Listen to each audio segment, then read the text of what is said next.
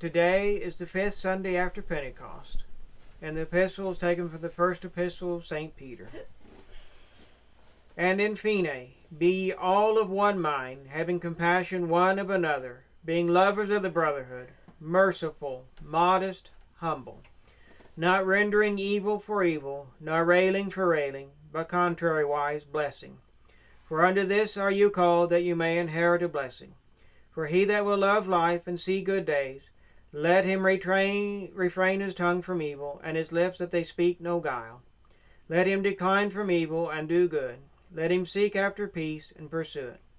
Because the eyes of the Lord are upon the just, and his ears unto their prayers, but the countenance of the Lord upon them that do evil things.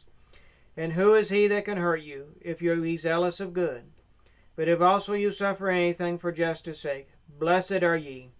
And be not afraid of their fear, and be not troubled. But sanctify the Lord Christ in your hearts, being ready always to satisfy everyone that asketh you a reason of the hope that is in you. Be ye all of one mind. God is one, and is of one mind, and we must conform our mind to Almighty God's. If we all do this, then naturally we will all be of one mind. Unity of mind can only come if we all conform our minds to Almighty God who created us.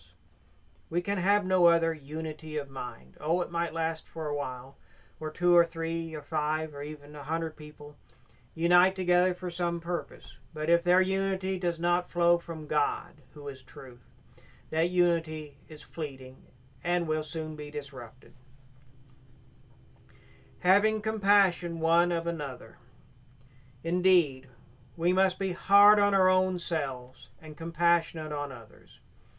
In matters of judging, how many of us will excuse big things in ourselves while seeking out the small faults in others, when we should be doing contrariwise? We should look into our own souls and see just how much evil is in there that still needs to be removed, and remove it. But sanctify the Lord Christ in your hearts, being ready always to satisfy everyone that asketh you a reason of that hope which is in you. In this encyclical of the first Pope, St. Peter, he is calling for Catholic action. We have hope for salvation.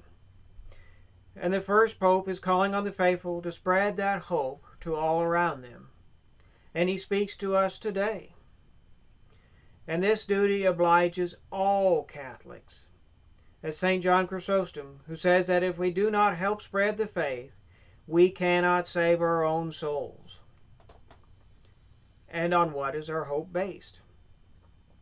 We hope for salvation by doing God's will at all times. True, we are not popular with the world, but we're not hoping for a worldly reward, but an eternal one. So how do we strengthen the virtue of hope? We do that by detaching ourselves from the world and attaching ourselves completely to Almighty God. If we were seeking a worldly reward, we would attach to worldly things and follow the maxims of the world. But did we not promise at baptism to renounce the suggestions of the world, that is, the pomps of the devil, because he's the one that inspires them? Yes, we made this promise, because our hope is for eternal reward, not for worldly reward. And God has given us all we need to save our souls, if only we cooperate with Him. Please stand for the Gospel. And the Gospel is taken from St. Matthew. For I tell you that unless your justice abound more than that of the scribes and Pharisees, you shall not enter into the kingdom of heaven. You have heard that it was said to them of old, Thou shalt not kill, and whoever shall kill shall be in danger of the judgment. But I say to you, that whosoever is angry with his brother shall be in danger of the judgment.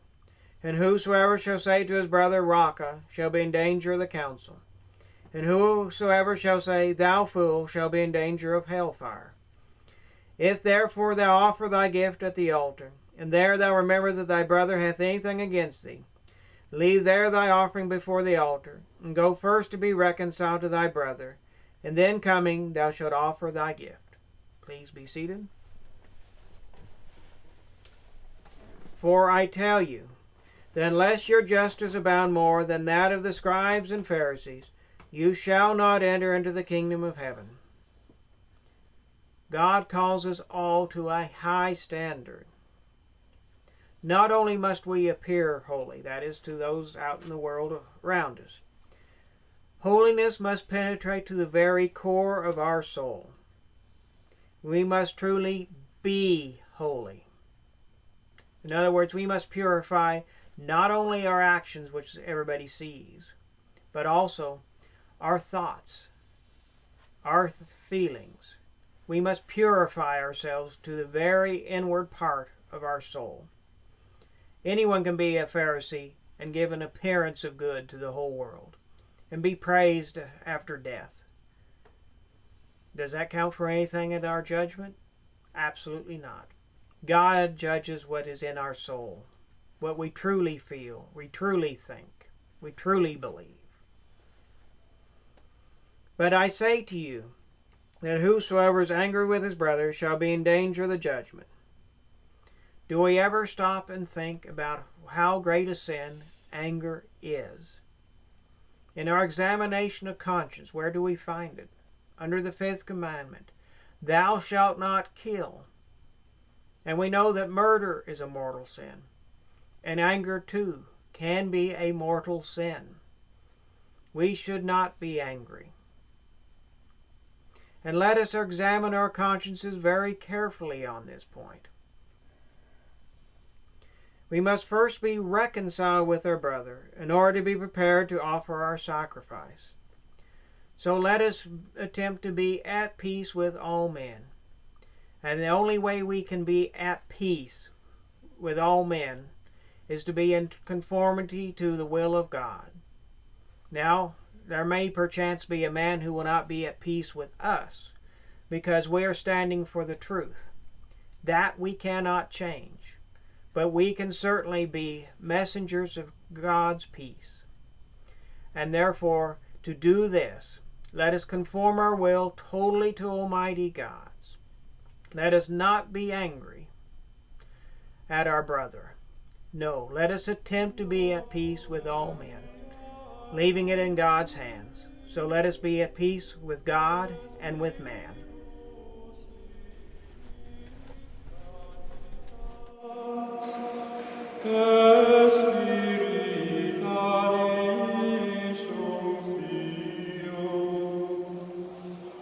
Tu septi for me